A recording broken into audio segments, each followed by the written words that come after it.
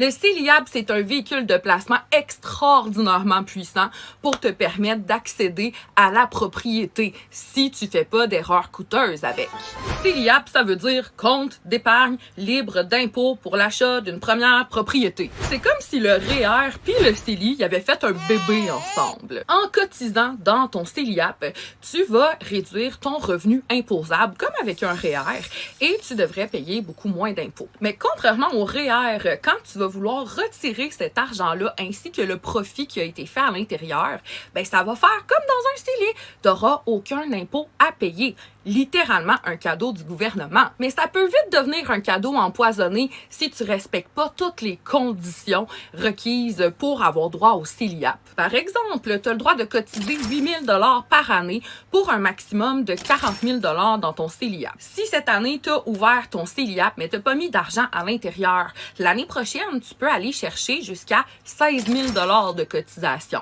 Mais là, commence pas à essayer d'aller chercher 20 000 d'un coup si tu as plusieurs années de manquer, parce que là, ça va te coûter des pénalités de 1% sur l'extra qui a été cotisé. Autre erreur à ne pas faire, attends pas d'être conjoint de fait avec quelqu'un qui possède déjà une première propriété et que c'est sa résidence principale, parce qu'en devenant ta résidence principale à toi, même si t'es pas propriétaire, ben tu ne corresponds plus à la définition requise pour avoir droit à ouvrir ton CELIAP. La règle, c'est que toi ou ton conjoint ne doit pas être propriétaire d'une habitation admissible et que ça soit votre résidence principale. Une autre erreur à éviter, c'est que tu as jusqu'au 31 décembre de l'année en cours pour cotiser pour cette année-là dans ton CELIAP. Ça veut dire que c'est pas comme le REER où tu as 60 jours de plus après la nouvelle année.